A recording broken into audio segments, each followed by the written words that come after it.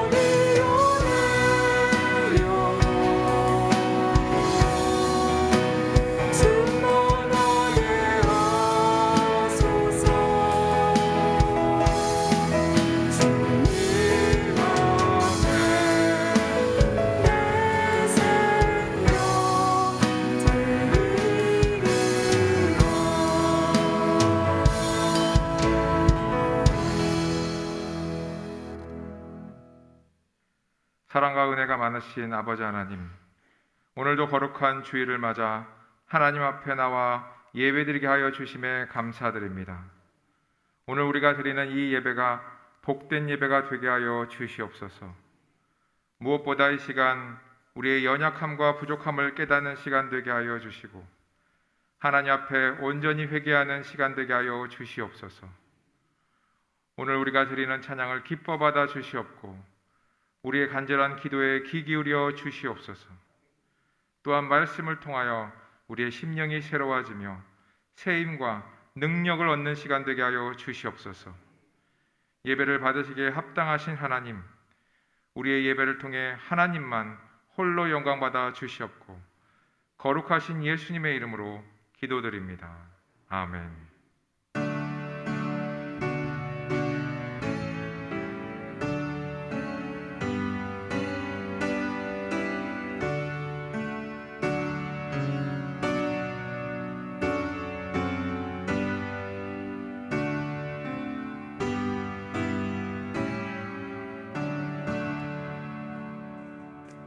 거룩 거룩 거룩 전능하신 주님, 이른 아침 우리 주를 찬송합니다.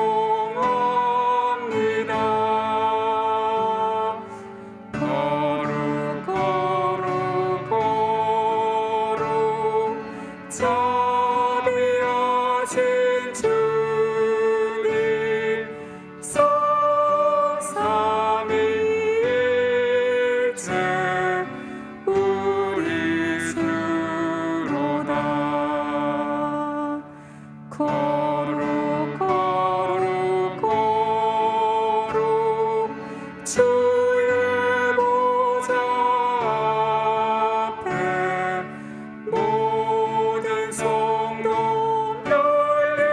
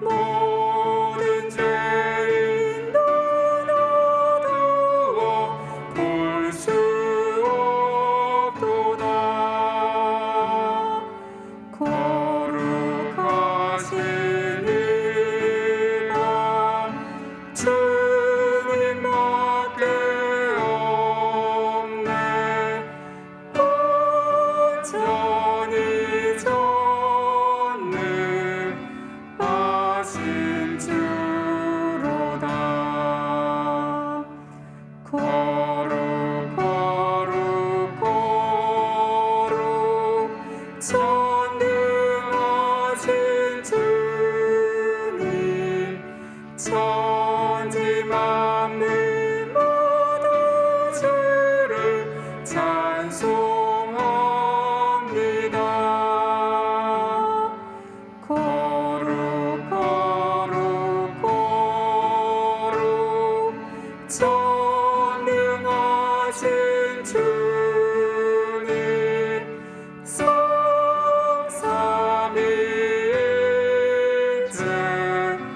우리 주로다.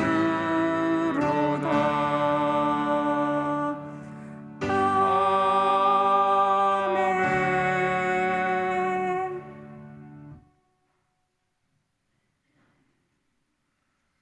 나는 전능하신 아버지 하나님 천지의 창조주를 믿습니다.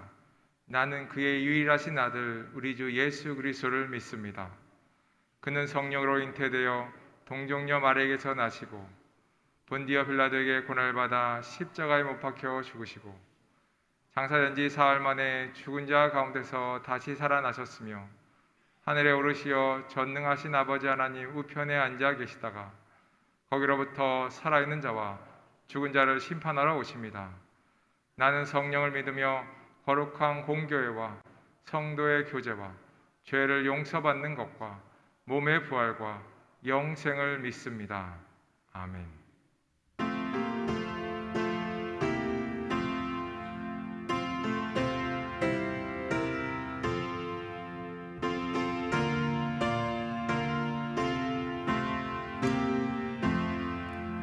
예수 따라가며 복음 순종하며 우리의 வாழ்길 완하겠네. 주를 의지하며 순종하는 자를 누가 늘 함께 하시리라. 의지하며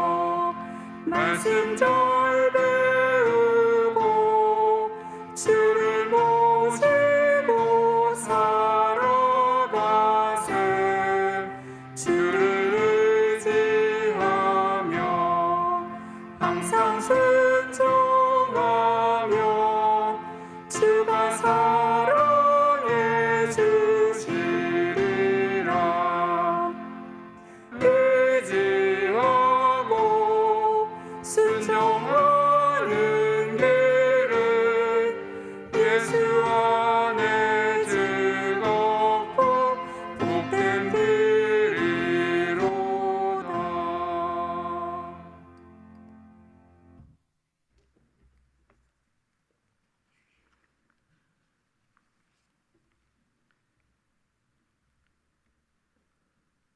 우주 만물을 창조하시고 주관하시는 하나님 아버지, 예수 그리스도의 피로 구원받은 주의 자녀들을 이곳에 모이게 하시고 예배케 하시니 감사합니다.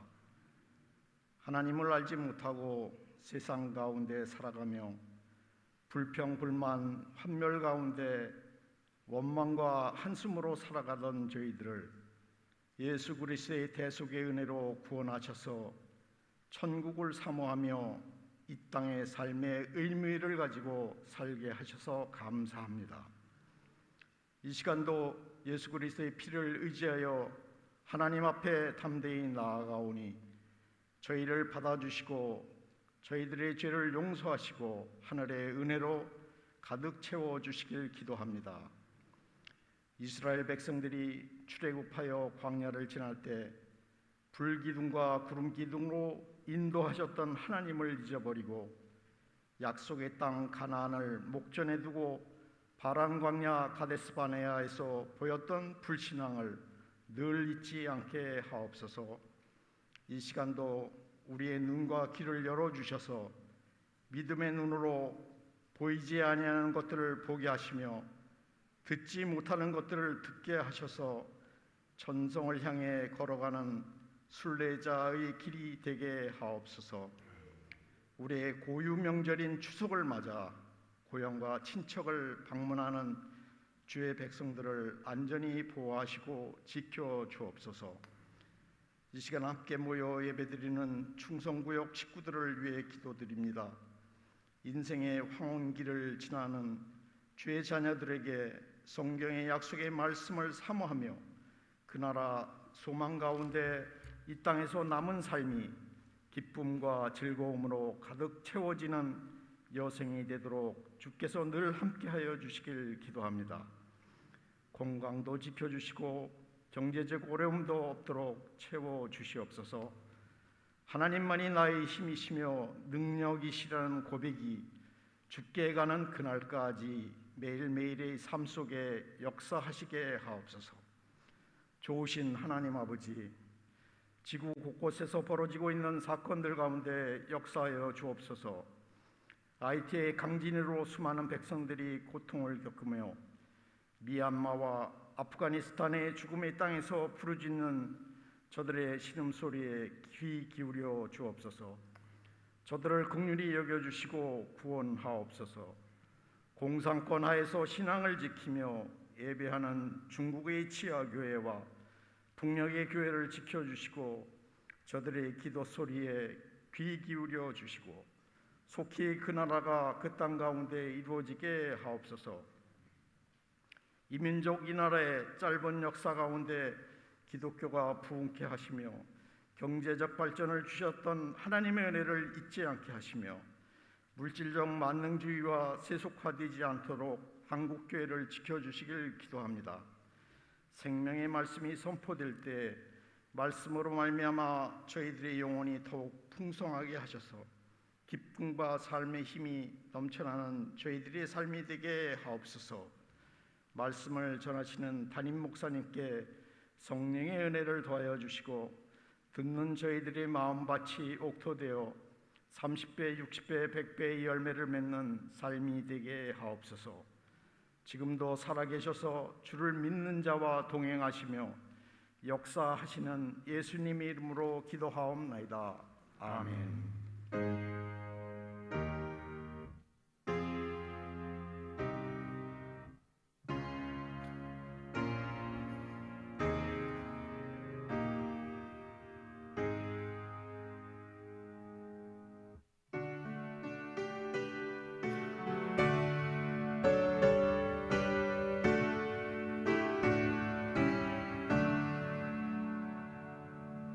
내게 있는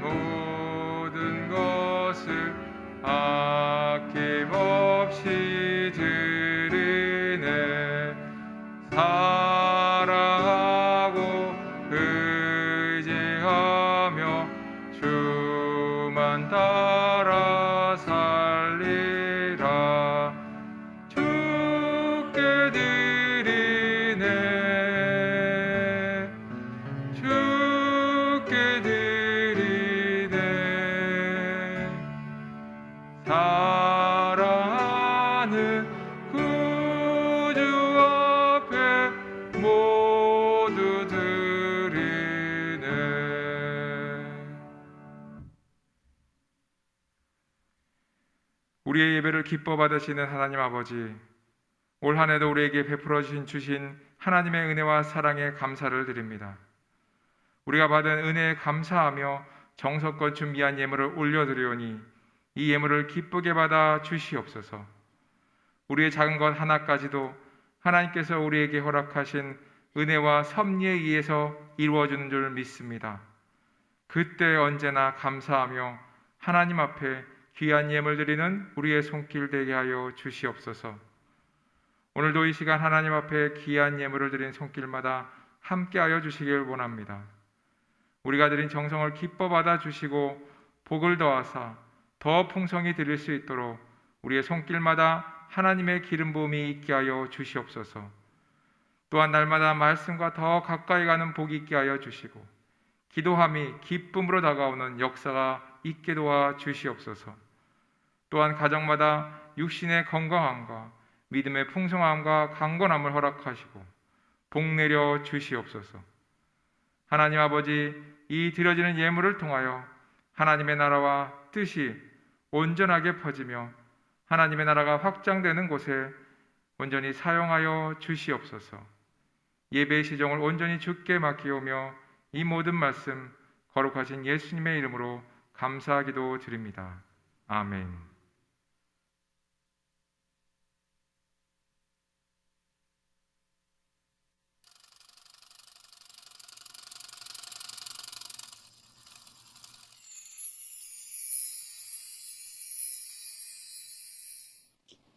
안녕하세요. 9월 셋째 주 소망 뉴스를 전해드리겠습니다. 첫 소식입니다.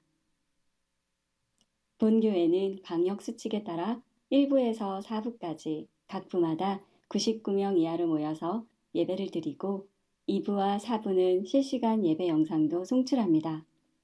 각 교육부서도 예배실의 상황에 맞추어 현장과 영상 예배를 드리며 새벽 기도회와 수요 기도회도 방역 지침을 지키며 현장 기도회를 드리고 영상 송출도 있습니다. 하루속히 예배가 회복되도록 기도해 주시기 바랍니다. 담임 목사님이 제56회 대신총회의 총회장이 되셨습니다. 1년 동안 그 사역을 지혜롭고 능력 있게 잘 감당하도록 위하여 기도해 주시기 바랍니다. 이번 주간 담임 목사님의 일정은 25일 한국교정선교회의 사도상 시상식 설교가 있습니다. 담임 목사님을 위한 중보기도팀은 이런 일정들을 지혜롭고 은혜 가운데 잘 인도하도록 기도해 주시기 바랍니다. 지난 주일에 중직자들이 모여서 신학교를 위한 1% 기부운동 본부를 조직하였습니다.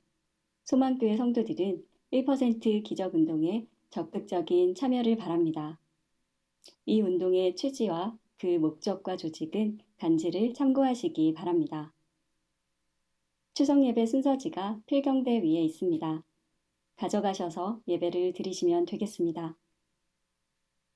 오늘 2부 예배 후 노년부 모임이 있습니다. 추석 명절을 맞이하여 어르신들 모두 건강하시고 안전하게 보내는 명절이 되시기를 바랍니다. 2021년의 주제는 회복이고 9월의 주제는 다음 회복입니다. 코로나19로 인한 사회적 거리두기가 4단계이지만 이런 상황에도 나의 나다움을 회복할 수 있는 달이 되기를 바랍니다. 2021년 하반기 어머니 기도회가 시작되었습니다. 수요일 오전 10시 30분부터 11시 30분까지 일주일에 1시간 영상을 통해 자녀를 위해 함께 기도합니다. 기도회가 시작되면 여성 성도 교구에게 실시간 기도회 주소가 전체 문자로 전송됩니다. 많은 관심과 참여를 부탁드립니다. 제27기 모교 양육반을 모집 중입니다. 9월 29일까지 1층 게시판을 참고하셔서 신청해 주시기 바랍니다. 우리 교회에서 사랑의 헌혈을 합니다. 1층 게시판을 참고하셔서 많이 참여해 주시기 바랍니다. 양순철 안수집사님, 김순복 권사님이 범사에 감사한 마음으로, 방정혜 집사님이 범사에 감사한 마음으로, 김주락 집사님, 조영아 권사님이 아들 결혼에 감사한 마음으로 떡을 제공해 주셨습니다. 전유길 장로님, 조영애 권사님이 노년부 선물로 한 분당 비말 마스크 50개와 행주 3개를 제공해 주셨습니다. 감사합니다.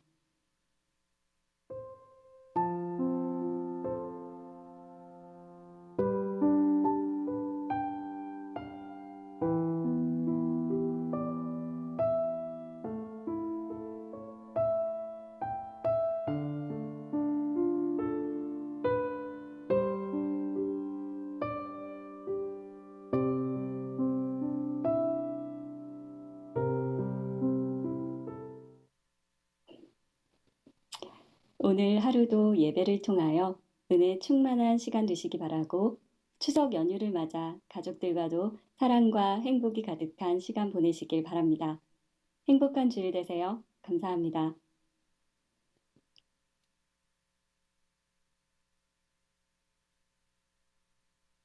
대한예수교장로회 대신총회가 회복 그리고 성장을 주제로 56회 정기총회를 개최했습니다. 코로나 방역을 위해 축소된 총회로 진행했는데요. 예장 대신총회 소식을 김덕원 기자가 전해드립니다.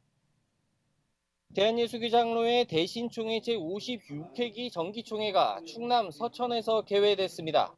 코로나 방역을 위해 축소총회로 진행된 총회는 실행위원과 총회 임원 등 59명이 참석한 가운데 진행됐습니다. 임원 선거에서는 지난 회기 부총회장이었던 소망교회 이정현 목사가 신임 총회장으로 추대됐습니다. 이 신임 총회장은 5대 공약이었던 교단 신학교 발전과 총회 내 종합행정센터 건립 등을 통해 교단 성장을 도모해 나갈 계획이라고 전했습니다. 권력형 리더십과 수평적 리더십 그리고 여기에 섬기는 리더십을 더하여서 섬기는 리더십을 바탕으로 해서 때로는 권력형 리더십과 그리고 수평적 리더십을 발휘해서 총회의 사역 역량을 강화하도록 하겠습니다. 부총회장으로는 늘찬송교회 송홍도 목사와 신반포 중앙교회 이홍섭 장로, 서기의 주님의 교회 금원수 목사 등이 제56회기를 이끌어갈 신임원으로 선출됐습니다. 올해 총회에서 예장 대신 총회는 다문화 단체 설립과 합신교단과의 교단 통합, 신학교 문제 대책위원회 설치 등을 논의했습니다. 또 반기독교파반 대책위원회와 예장 백석대 신교단과의 교류 추진위원회 구성 등을 협의했습니다. CTS 뉴스 김덕원입니다. 저희 교단에 대한 간단한 소개가 그 주보 안쪽 칠면에 잘 나와 있으니까 여러분들이 한번 읽어보시면 조금이나 도움이 될 것 같습니다. 오늘 우리 2부 예배 마치고 나서 우리 노년부 모임이 있을 것 같은데 그 노년부 모임 때에 지난달에 나누어 드리지 못한 어르신 공경비와 함께 이번 달에 같이 드리도록 하겠습니다. 추석 전이고 그러니까 우리 어르신들에게 조금이나마 그 도움이 되라고 이렇게 조금 마련해서 드리니까 우리 어르신들 건강하시기를 바라고 추석 명절 은혜 가운데 잘 보내시기를 바랍니다. 이 일을 위해서 우리 또 전육일 장로님 조영애 권사님께서 어르신들 개인당 마스크 50개하고 행주 3개씩을 또 선물로 더하여 주셨습니다. 감사를 드립니다. 이화자 권사님하고 유순자 권사님께서 지금 시술과 수술을 마치시고 병원에 입원하여 계시는데 여러분 위로와 기도가 필요합니다. 특별히 우리 유순자 권사님은 지금 서울 논현동에서 새로운 병원에 입원하여 계시는데 이 병원은 우리 서정호 장로님의 사위가 운영하는 원장으로 계시는 그런 병원입니다. 아주 유명하고 훌륭한 그런 병원인데 이곳에 지금 입원해서 치료를 받고 있습니다. 그리고 박원희 원사님 친부께서 우리 최건식 장로님의 장인 어른께서 소천에서 지금 발인 중에 있습니다. 여러 가지로 형편과 처지가 맞지 않아서 그리고 코로나19 때문에 예정대로 이렇게 제대로 잘 장례식을 진행할 수가 없었습니다. 교회에서 예배를 전혀 드리지 못하는 그런 상황이 되었기 때문에 또 내일까지 기다릴 수가 없어서 부득불 오늘 아침에 발인을 하게 되었습니다. 여러분들 많은 위로와 기도가 필요합니다. 그리고 여러분들에게 나누어드린 그 간지를 보시면 신학교 발전을 위한 1% 기부운동 안내가 나와 있습니다.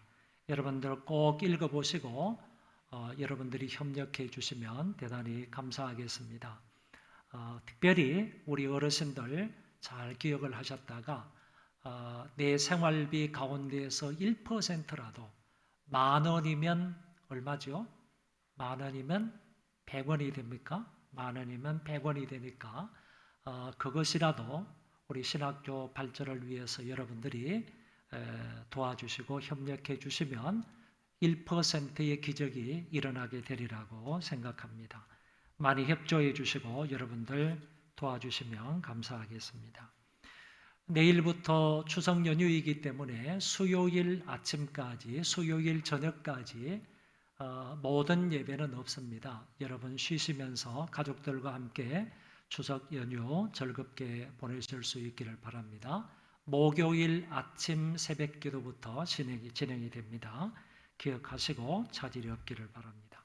하나님 말씀 보겠습니다. 사도행전 6장 1절부터 7절입니다. 사도행전 6장 1절부터 7절 제가 봉독하겠습니다. 그때에 제자가 더 많아졌는데 헬라파 유대인들이 자기의 과부들이 매일의 구제에 빠짐으로 히브리파 사람을 원망하니 12사도가 모든 제자를 불러 이르되 우리가 하나님의 말씀을 제쳐놓고 접대를 일삼는 것이 마땅하지 아니하니 형제들아 너희 가운데서 성령과 지혜가 충만하여 칭찬받는 사람 7을 택하라. 우리가 이 일을 그들에게 맡기고 우리는 오로지 기도하는 일과 말씀 사역에 힘쓰리라 하니 온 무리가 이 말을 기뻐하여 믿음과 성령이 충만한 사람 서데반과 또 빌립과 브로고로와 니가노로와 디몬과 바메나와 유대교에 입교했던 안디옥 사람 니골라를 택하여 사도들 앞에 세우리 사도들이 기도하고 그들에게 안수하니라. 하나님의 말씀이 점점 왕성하여 예루살렘에 있는 제자의 수가 더 심히 많아지고 허다한 제사장의 무리도 이 도에 복종하니라. 아멘.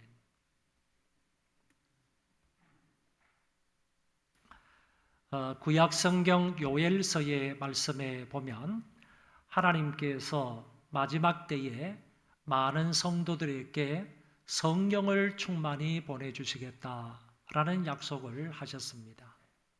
그 약속의 말씀을 따라서 신약 성경에 오순절날 마가의 다락방에 성령 충만한 사건이 있었던 것입니다. 그래서 그 자리에 모여있던 120명의 성도들이 모두 다 구약에 예언되어 있던 성령 충만을 경험하게 되었습니다. 성령 충만함을 받았던 이 모든 성도들이 이제 바깥으로 나아가서 전도하기 시작하는데 예루살렘과 온 유대와 사마리아와 땅끝까지 이르러서 주의 복음을 전파하게 되었습니다. 그 한 일례로 베드로가 예루살렘 성 주변에 모여 있는 사람들을 모아놓고 설교를 했는데 그 설교를 들었던 많은 사람들이 그리스도를 믿고 세례를 받아 구원을 받았는데 무려 한 번의 설교를 통하여서 3,000명이나 회개하고 하나님 앞으로 돌아왔습니다. 예루살렘 교회의 성도들은 이제 사도들의 가르침을 받고 교제하며 떡을 나누며 함께 기도하는 데 힘을 썼습니다. 그러므로 더 많은 사람들이 구원을 받게 되었고 믿는 사람의 수가 믿는 사람들 가운데 더하여졌다고 말씀하고 있습니다. 베드로와 요한이라는 사람도 성령에 충만해서 나면서부터 안전뱅이 된 사람을 일으키게 되자 다시 한 번 더 예루살렘이 발칵 뒤집히는 역사가 일어났습니다. 이 일로 사도는 공회에 잡히게 되었지만 많은 사람들이 복음을 담대하게 전파함으로 인하여서 복음은 확산되게 되었습니다. 환난과 핍박이 일어나자 다시 교회가 한 곳에 모여서 기도하자 재차 성령 충만함을 받게 되고 그들은 성령 충만해서 이제 담대하게 나아가서 복음을 전파하는 모습을 엿보게 됩니다.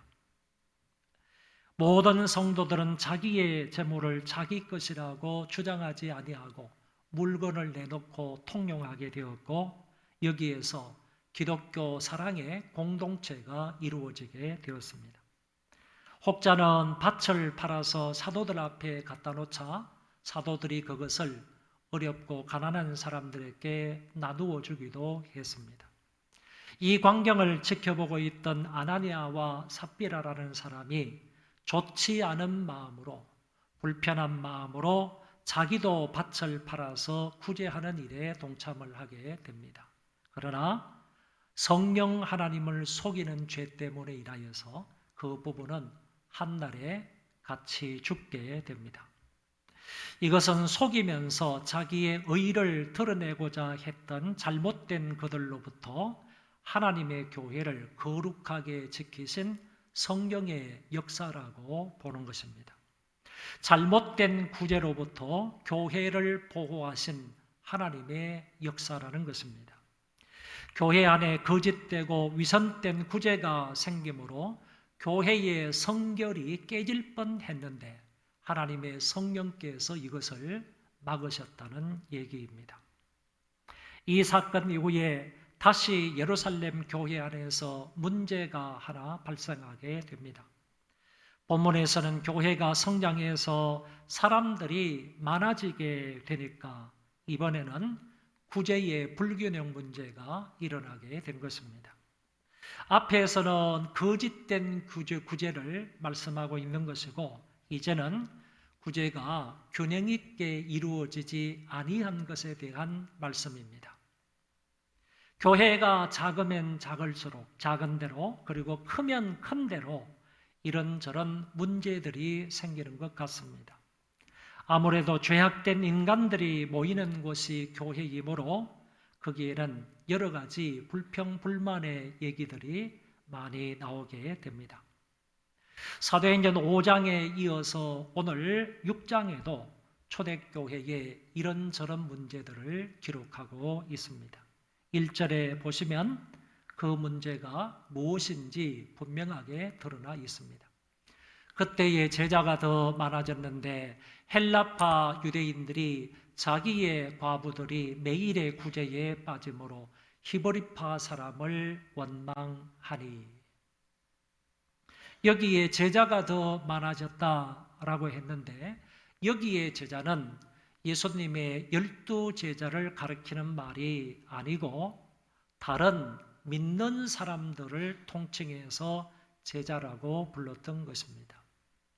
복음서의 말씀에 보면 마태복음과 마가복음에는 예수님의 12제자를 가리켜서 제자라고 부르고 있지만 누가복음하고 요한복음에는 예수님의 12사도를 가리켜 제자라고 말하지 아니하고 믿는 모든 사람들을 일컬어서 제자라 이렇게 말을 사용하고 있습니다. 그렇기 때문에 우리가 같은 복음서를 읽더라도 제자라는 말이 나와도 이게 예수님의 12제자를 말하는지 아니면 믿는 사람을 말하는 건지 이거를 혼동해서는 아니 되고 잘 분간할 수 있어야 할 것입니다. 그런데 오늘의 본문은 사도행전이잖아요. 그러면 사도행전은 누가 썼느냐 하면은 누가복음을 기술한 누가가 썼단 말이죠. 그래서 누가복음에 이어서 사도행전을 기록한 사람이 누가이기 때문에 이 누가복음과 사도행전에 나오는 제자라는 말도 협의적인 의미로 사용된 것이 아니라 광의적인 의미로 넓은 의미로 사용되었다는 점을 알 수 있습니다. 그렇기 때문에 오늘 본문에 나오는 제자라는 이 말도 예수님의 12제자를 가리키는 말이 아니고 믿는 사람들을 가리키는 말이다 이렇게 이해할 수 있습니다. 그런 제자들이 예수 그리스도를 주로 믿고 구원을 받은 그런 제자들의 수가 많아졌다 하는 말로 설명할 수 있습니다. 여기에 헬라파 유대인들의 과부들이 매일 그 구제에 빠짐으로 히브리파 사람을 원망하게 되는 일이 벌어지게 됐습니다. 여기에서 말하는 헬라파 유대인들은 헬라어를 주로 쓰는 유대인들을 말하는 것입니다. 이 사람들은 원래 팔레스틴 땅에, 유대 땅에 살지 아니하고 외국에서 산 사람들입니다. 외국에서 산 사람들이기 때문에 그 당시에 모든 전 세계의 나라는 헬라어로 통일되었기 때문에 그 사람들도 당연히 헬라어를 모국어로 사용하고 있었던 것입니다. 그런 헬라어를 사용하면서 팔레스틴 유대 땅이 아니라 다른 나라에 살고 있었던 사람들이 메시아가 오시면 시온산에 오신다, 예루살렘에 오신다라는 구약의 예언의 말씀이 있기 때문에 그 메시아가 곧 도래할 것이다 라는 이런 말씀을 기억을 하면서 흩어져 있던 그 헬라파 유대인들이 예루살렘으로 몰리기 시작을 한 겁니다. 몰려 들어와서 그 사람들에 의해서 교회가 또 형성이 된다는 말입니다. 그래서 이 당시의 교회는 예루살렘 근방에 살고 있었던 그 유대 지방에 살고 있었던 유대 그리스도인들뿐만 아니라 바로 먼 데서 살다가 이곳으로 이주해온 그런 헬라파 유대인들도 교회 속에 들어와서 교회를 형성하게 되었던 것입니다. 그런 사람들이 모여서 이제 과거보다는 점점 더 많은 사람들이 모여서 여기에서 예배를 드리고 신앙생활을 하다 보니까 이 구제가 불공평하게 이루어지는 문제가 발생하게 되었던 것입니다. 어떤 과부들에게는 구제가 제대로 전달이 되는데 어떤 과부에게는 구제금이 제대로 전달되지 않았던 것입니다. 특별히 구제금이 전달되지 않았던 사람들이 바로 헬라파 유대인들, 외국에서 살다가 예루살렘 지역으로 다시 귀환을 해서 살아가는 그 사람들의 과부들이 구제금을 받지 못함으로 불평하는 일이 벌어지게 되었다. 그런 얘기입니다. 이 문제는 사도행전 5장에서의 그 문제하고 차이점이 있습니다. 사도행전 5장에는 서두에 말씀을 드린 것처럼 아나니아와 삽비라가 거짓된 구제를 함으로 인하여서 부부가 그 자리에서 죽는 사건이 벌어졌는데 6장에서 일어나는 이 문제는 거짓된 구제가 아니라 구제의 불균형 때문에 일어난 문제가 되었던 것입니다. 그래서 5장에 일어났던 그 사건은 성경에 보면 사탄이 아나니아와 삽비라의 마음에 가득해서 사탄의 작용으로 의해서 아나니아와 삽비라가 그런 거짓된 구제를 행하려고 했다 하는 점을 밝히 말씀하고 있지만은 여기 6장에 와서는 그게 아니라 교인들 수가 워낙 급하게 많이 불어나니까 교인들 수가 엄청나게 갑작스럽게 불어나게 되니까 많은 교인들이 생기게 되니까 이 가운데서 헬라파 유대인들이 구제에 빠지는 경향이 있으므로 문제가 발생하게 되었다. 그런 얘기입니다. 5장에서 일어난 문제는 결국에 사탄이 아나니아와 삽비라의 마음속에 강하게 악하게 작용했기 때문에 그런 문제가 발생했지만은 6장에서 일어나는 것은 교회의 수가, 교인들의 수가 엄청나게 많이 성장해 감으로 인하여서 자연스럽게 일어난 문제였다라고 볼 수 있습니다. 이 문제를 사도들은 어떻게 해결하는지 본문의 말씀에 주의하시기를 바랍니다. 성경을 보면 사도들이 이 문제를 해결하는데 정말 지혜롭게 뿐만 아니라 아주 모범적으로 문제를 해결하는 것을 볼 수 있습니다. 먼저 12사도는 모든 제자들을 불러놓고 이렇게 말을 합니다. 우리가 하나님의 말씀을 제쳐놓고 접대를 일삼는 것이 마땅하지 아니하다. 사도들도 구제하는 일에 참여를 했습니다. 사도들도 공개하는 일에 참여를 했습니다. 사도들도 성도들을 접대하는 일에 참여를 했다는 거예요. 무슨 일을 제쳐두고요? 사도들의 본연 임무였던 하나님의 말씀을 전하는 일을 제쳐두고 구제하고 봉사하는 일에 이게 참여를 했다. 왜? 이런 사람들 하는 이 일을 하는 데 있어서 손이 너무 딸리니까 엄청난 사람들이 몰려왔기 때문에 그 사람들을 다 구제하고 접대하는데 손이 딸리니까 이제 사도들조차도 자기들이 주로 해야 할 임무인 하나님의 말씀을 전하는 일을 제쳐두고 이 구제하고 접대하는 일에 참여를 했다는 것입니다. 그러다 보니까 우리의 본연의 임무가 소홀해지고 있다. 이렇게 얘기를 하는 겁니다. 본연의 임무를 제쳐두었으니까 하나님의 말씀을 전하고 가르치는 이 일을 제쳐두고 구제하는 일에 동참을 했기 때문에 사도들은 이렇게 말하는 겁니다. 그런데 이 말하는 것 가운데에서 우리가 주의해 볼 것은 사도들은 그 사람들의 잘못을 들추어내서 책망하지를 않는다는 거예요. 누가 이렇게 구제 헌금을 나누어 주는데 왜 헬라파 유대인들의 그 과부들에게 구제 헌금을 빠뜨려서 여기에 대한 책임자가 누구야? 그것을 밝혀내서 그 사람들을 책망하거나 꾸짖거나 이렇게 말하지 아니하고 자기들이 이 구제하는 일에 전념하다 보니까 하나님 말씀 전하는 일이 소홀하게 되므로 이제 이 일을 할 사람을 뽑아서 이 일은 구제하고 접대하고 공개하는 이 일은 일꾼을 세워가지고 그 사람에게 맡기고 우리는 본연의 임무로 돌아가야 되겠다. 이렇게 얘기를 한다는 것입니다. 그래서 문제 해결의 방안을 이 사도들이 3절, 4절에서 이렇게 제시를 했습니다. 형제들아, 너희 가운데에서 성령과 지혜가 충만하여 칭찬받는 사람 7을 택하라. 우리가 이 일을 그들에게 맡기고 우리는 오로지 기도하는 일과 말씀 사역에 힘쓰리라. 달리 말하면 집사를 세워서 구제하는 일은 그 사람들에게 맡기자라는 얘기입니다. 물론 오늘 여기 본문에서는 집사라는 말이 나오지를 않습니다. 그러나 앞에 나왔던 접대라는 말과 이 접대라는 말의 원문은 집사라는 의미가 있는 거예요.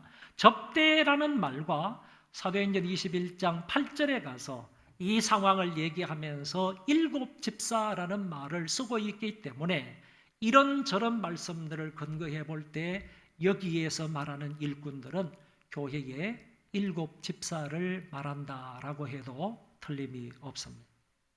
집사를 세워서 구제를 그들에게 맡겨서 이 구제의 불균형 문제를 해결하자라고 사도들이 제시를 했습니다. 여기 2절에 접대를 일삼는 것이라는 말이 나오는데 이 말은 대단히 중요한 말입니다. 접대를 일삼는다 하는 이 말은요, 먼지 속을 달린다 이런 뜻을 가지고 있고 밭에서 일하는 자이다 이런 뜻을 가지고 있는 낱말입니다. 먼지 속을 달린답니다. 그리고 밭에서 정말 밭을 일구고 그리고 밭에 곡식을 심어서 열매를 맺기까지 그 농부가 땀을 흘리며 수고하는 그런 모습을 오늘 가지고 있는 그런 의미를 가지고 있는 말이 접대를 일삼는다 하는 말입니다. 그러므로 집사는 먼지 투성이 가운데서 먼지 구덩이 가운데서 그 먼지를 날리면서 먼지를 마시면서 일해야 되는 사람이다. 이런 의미를 담고 있는 것입니다.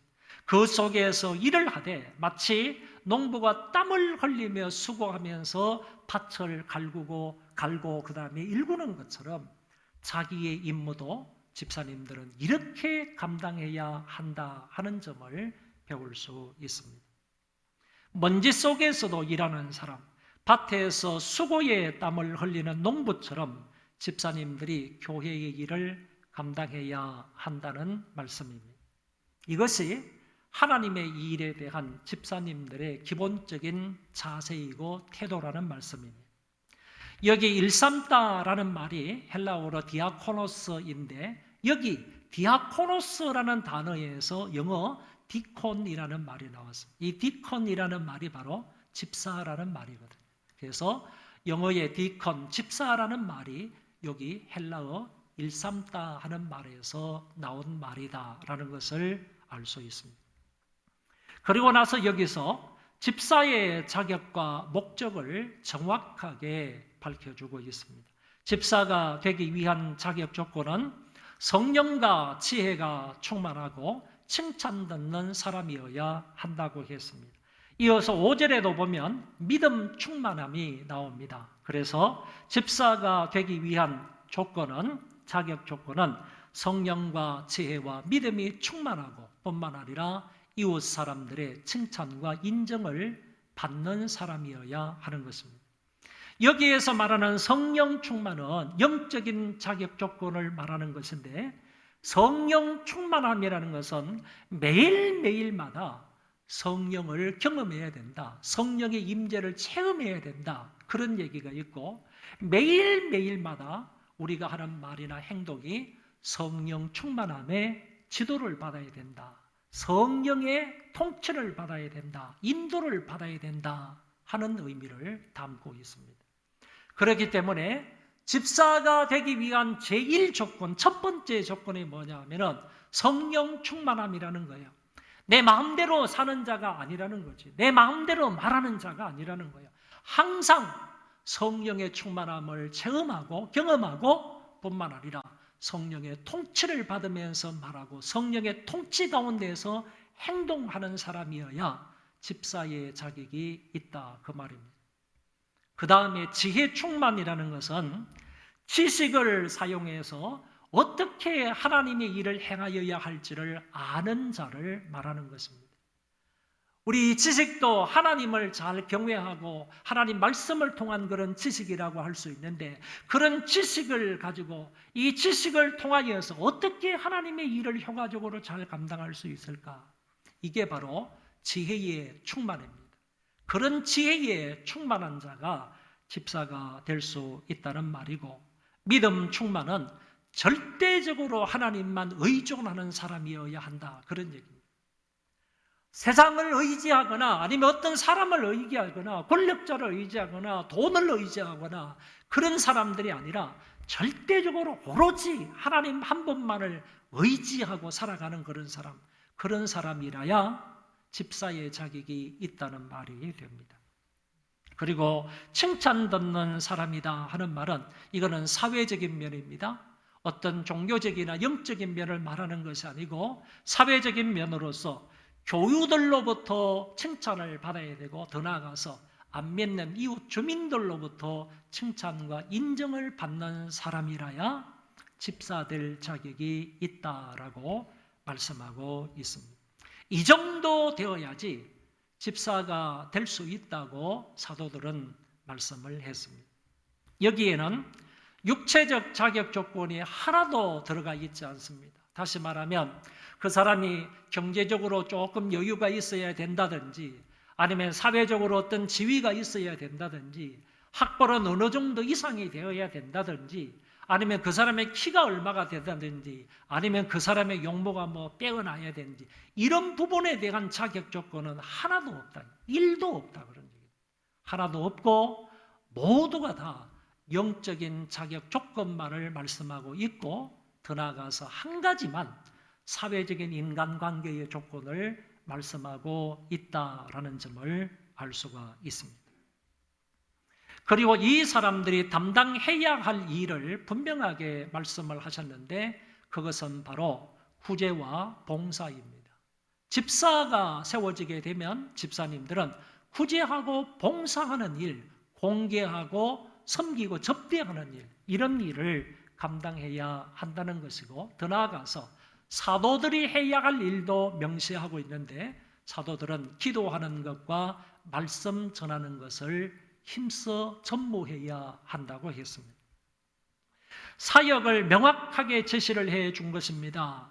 여기에서 사도와 집사 사이의 차이점도 아울러서 말씀하고 있는데, 사도와 집사는 세우는 자가 다르고 해야 할 역할이 다르다는 겁니다. 사도들은 주님이 직접 세운 교회 지도자들입니다. 그리고 집사는 교회에서 세우는 지도자다라는 것이고, 사도들은 기도하는 것과 말씀 전하는 것을 전무해야 할 임무를 가지고 있고, 더 나아가서 집사들은 공개하고 봉사하고 접대하고 재정 출납의 일을 감당하는 일을 해야 할 사람들입니다. 이런 제2의 교회의 성도들이 기뻐하는 모습을 볼 수가 있습니다. 그래서 그들 중에 이런 자격자들 중에 7명을 택하여서 사도들 앞에 세우게 됩니다.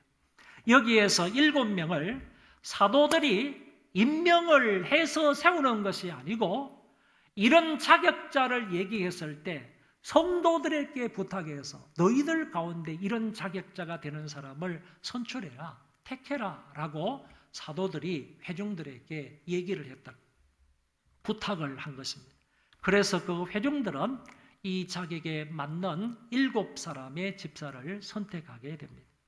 온 무리가 이 말을 기뻐하여 믿음과 성령이 충만한 사람, 스데반과 또 빌립과 브로그로와 니가노로와 디몬과 바메나와 유대교에 입교했던 안디옥 사람 니골라를 택하여 그랬습니다.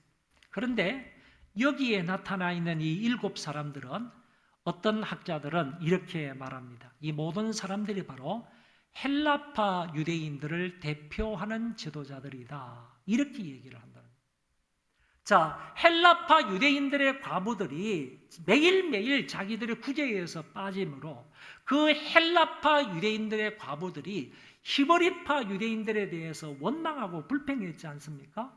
이 문제를 위해서 이제 집사님을 세우게 되는데, 유대인들에게, 히브리파 유대인들에게 구제를 하는 일들은 어느 정도 잘 되는 것 같으니까, 이 분야가 좀 미흡하니까 이 사람들 가운데에서 이런 자격자 7명을 뽑아서 그 사람들을 위해서 열심히 이 일에 봉사하라고 뽑은 것이 아닐까, 이렇게 생각을 한다는 것입니다. 이들 중에 특별히 이 스데반 집사님과 빌립 집사님의 지도력과 카리스마는 사도들의 영적 권위와 같이 그의 같은 수준의 급의 훌륭한 그런 집사님들이라고 볼 수 있습니다. 회중들은 이제 이들을 사도들 앞에 세우게 되었고, 사도들은 회중의 결정을 존중하여 그들에게 안수해서 최초로, 성경 최초의 7명의 안수 집사를 세우게 되는 것입니다. 신약 교회의 사상 처음으로 교회의 조직이 이루어지게 된 것입니다. 장로 교회의 항존직이 이제 이루어지게 되었다는 것입니다. 주님께서 직접 사도를 세웠지 않습니까? 사도들에 의해서 이제 장로들이 세워지게 되고, 또 사도들에 의해서 또는 교회의 회중들에 의해서 집사들이 세워지게 된 것입니다. 이게 바로 교회 안에, 장로 교회 안에 항존직의 직원들이지 않습니까? 그 직원들이 오늘 분명하게 세워지는 이런 부분을 엿볼 수 있다는 것입니다. 그리고 세워진 목적에 따라서 그들의 임무를 다하게 되는 것을 성경 이후에서 엿볼 수가 있습니다. 그러면 지금까지의 말씀을 근거로 해서 간단하게 안수 집사님을 세우는 과정을 4가지로 요약을 해드리도록 하겠습니다. 먼저는 세우는 목적과 필요가 있어야 한다. 왜 이 사람들을 세워야 되느냐. 그 분명한 목적과 필요가 있어야지 일꾼을 세우게 된다는 겁니다. 교회의 일꾼을 세우는 것은 일꾼으로 세움을 받는 사람의 명예를 위해서 세우는 게 아니에요. 교회가 어떤 재정적인 필요 때문에 그 사람을 세우는 것도 아니에요. 그런 목적으로 세우는 것이 아니라 교회의 일꾼을 세우는 것은 그 일을 할 만한 일거리가 있어야 되는 거예요. 어떤 일이 있어야 되는 거예요. 그 일이 있기 때문에 그 일에 맞는 사람을 세우게 되고 그 일을 감당하게 된다는 얘기입니다. 여기에서는 단적으로 말하면 교회가 너무너무 부흥이 되니까 갑작스럽게 아주 크게 성장을 하게 되니까 거기에 필요했던 것은 후제의 불균형 문제가 일어나므로 그 문제를 해결하기 위해서 일꾼을 세워서 그 사람들로 하여금 그 일을 감당하게 했다. 그런 얘기입니다. 세울 때에는 반드시 첫 번째 목적과 필요가 있어야 한다라는 것입니다. 두 번째는 일꾼의 자격을 제시했다는 점입니다. 일꾼의 자격을 분명하게 성령과 믿음과 은혜가 충만한 사람, 그리고 뿐만 아니라 다른 사람들로부터 칭찬을 받는 사람, 이런 자격 조건을 분명하게 제시를 했다는 점입니다. 세 번째는 그 자격에 합한 사람들을 성도들이 뽑았다는 겁니다.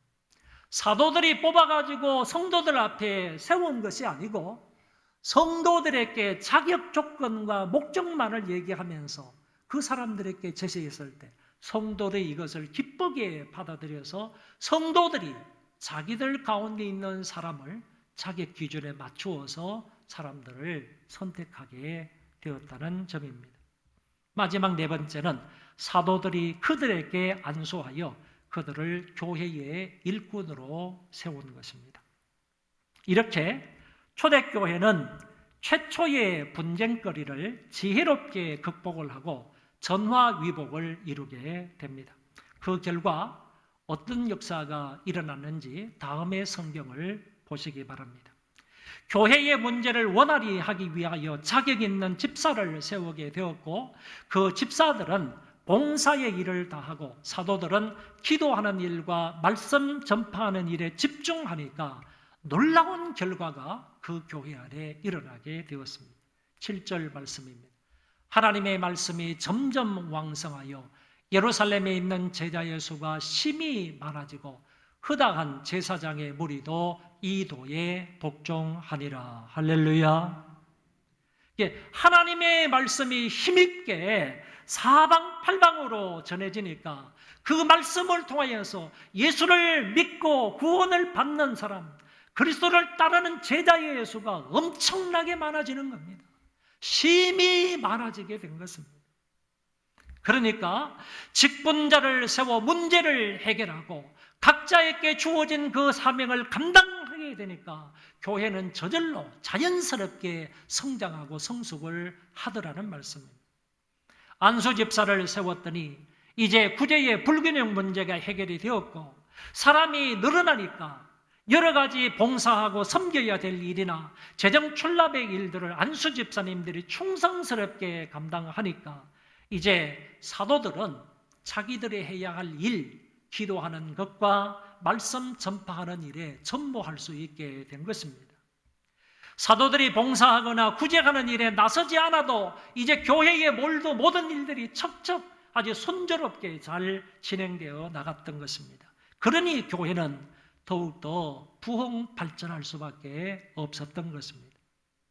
직분자들을 세워놓고 그 직분자들 때문에 교회가 더 어려워지거나 아니면 직분자를 세우고 난 이후에 교회에 더 시험이 들거나 퇴보하는 것은 하나님이 절대적으로 기뻐하시는 일이 아닙니다. 직분자를 세웠더니 더 말이 많은 교회가 되었다. 직분자를 세웠더니 더 일이 안 되더라. 직분자를 세웠더니 원망과 불평하는 일이 커졌다. 조금 하다가 힘들고 어렵고 시간 뺏긴다고 안 하면 그 교회는 오히려 직분자들 때문에 퇴보하고 마는 것입니다. 하나님은 여러분들을 구경꾼으로 세우지 않았습니다. 하나님은 여러분들을 감독관으로 세우지 않았습니다. 하나님은 여러분들을 교회의 일꾼으로, 봉사자로, 섬기는 자로 세우신 것입니다. 우리 교회는 세워진 직분자들 때문에 말씀이 더욱더 왕성해져서 믿는 자의 수가 더 심히 많아지는 역사가 있기를 바랍니다. 더 놀라운 것은 성경에 보면 허다한 제사장의 무리도 이 도에 복종했다라고 말씀하고 있습니다. 말씀이 왕성하게 퍼져나가니까 그 왕성히 퍼져나간 그 하나님의 말씀 때문에 제사장의 무리도요, 한두 명이 아닌 것이지요. 여러분, 제사장은 우리가 잘 알고 있는 것처럼 유대 종교 지도자나 마찬가지입니다. 유대교의 종교 지도자나 마찬가지인 그 사람들이 기독교인들이 전파했던 그 하나님의 말씀에 복종하고 그 말씀에 순종하게 되었다.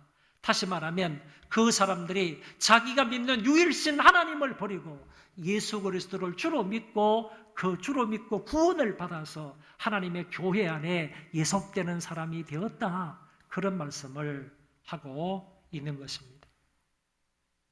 여러분, 또한 이는 제사장들이 유대교의 성전을 버리고 이탈했다는 이야기도 되는 것입니다. 제사장들은 전적으로 성전에서 봉사하는 사람이지 않습니까? 성전에서 전적으로 봉사하는 그 유대교의 제사장들, 그 제사장들이 결국에 성전에서 봉사하던 이들 이탈했다, 그런 얘기죠. 기독교로 기위를 했습니다. 이것은 유대교의 성전 중심 체제가 서서히 무너지고 있다라는 징조이기도 하다는 것입니다.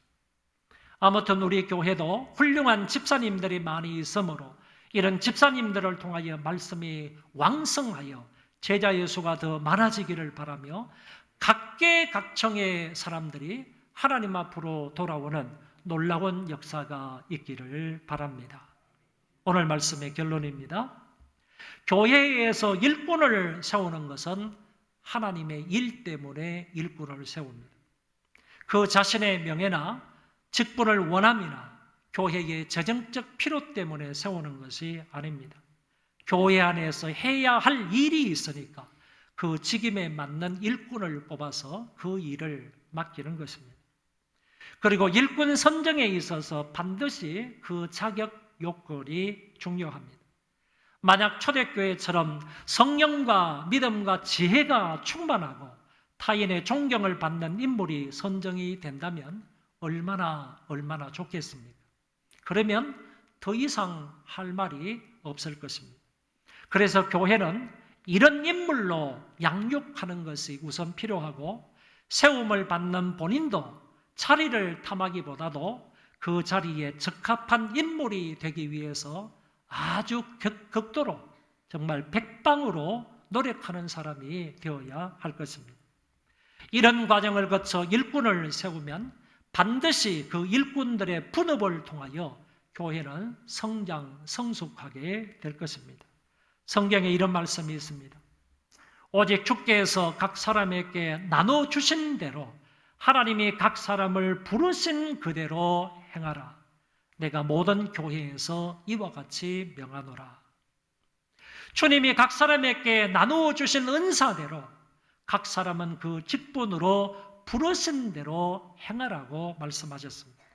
목사는 기도하는 것과 말씀 전하는 일에 전무하고 장로님들은 교인들을 신방하고 치리하는 일에 충성을 다하시고 안수 집사님들은 재정 출납과 봉사의 일에 충성을 다하므로 우리 교회가 지금보다 더욱더 평안히 든든히 서갈 수 있기를 바랍니다. 우리 교회의 모든 안수 집사님들과 서리 집사님들은 더도 덜도 말고 서대반 집사님과 빌립 집사님처럼만 되었으면 좋겠습니다. 오늘 집사의 기원에 대해서 말씀을 드렸습니다. 집사의 자격에 관해서 말씀을 드렸습니다. 그 집사의 임무에 대하여서 말씀을 드렸으므로 들은 대로 여러분들은 이 말씀을 잘 지켜나가는 집사다운 집사님들이 다 되시기를 주의 이름으로 축원합니다. 우리 그 자리에 다 일어나셔서 찬송하겠습니다.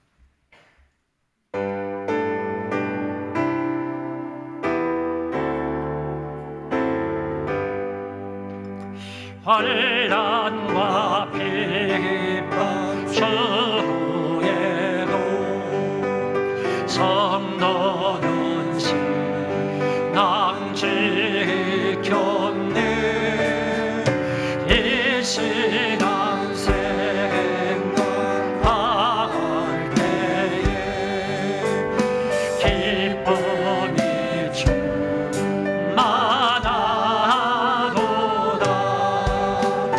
선도의 신앙 따라서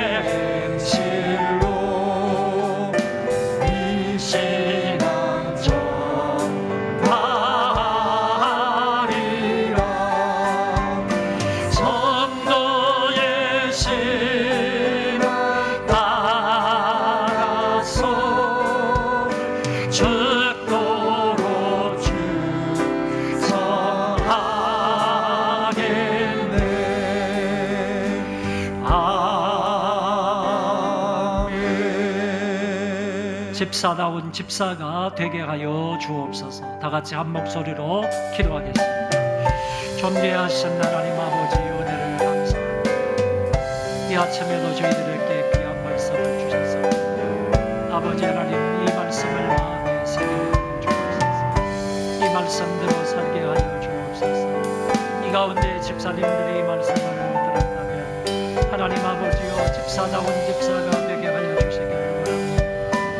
집사의 기본을 잘 알게 하여 주시고, 집사의 자격을 알게 하여 주시고, 부족한 점이 있다면 그 부족한 점을 채우기 위하여 더 열심히 기도하고 애써서 수고하면서 그 역할들을 잘 감당하는 자가 되게 하여 주시기를 바랍니다. 하나님이 인정하시고 이웃 사람들도 인정하는 집사다운 집사가 되게 하여 주시기를 바랍니다.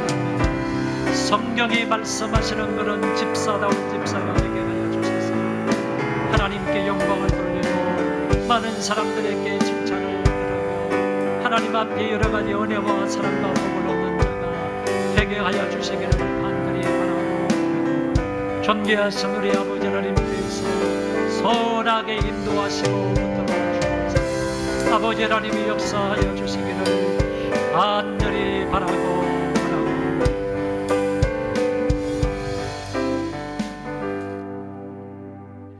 길이요 진리요 생명이 되시는 주 예수 그리스도의 은혜와 망극하신 하나님 아버지의 그 사랑하심과 성령님의 위로 교통 역사 충만하심이 오늘 가정에서 또 이 예배당에서 모여서 예배를 드리는 모든 주의 백성들 머리머리 위에와 저의 자손만대 위에와 하나님이 사랑하시는 이 민족의 교회 위에와 세계에 흩어져서 믿음을 지키며 하나님의 영광을 위해서 살아가는 하나님의 모든 권속들 머리머리 위에, 특별히 우리 교회에 속한 모든 노인부의 어르신들 머리머리 위에 이제로부터 영원토록 함께 있을지어다.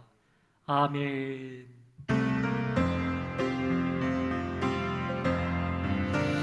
아버지,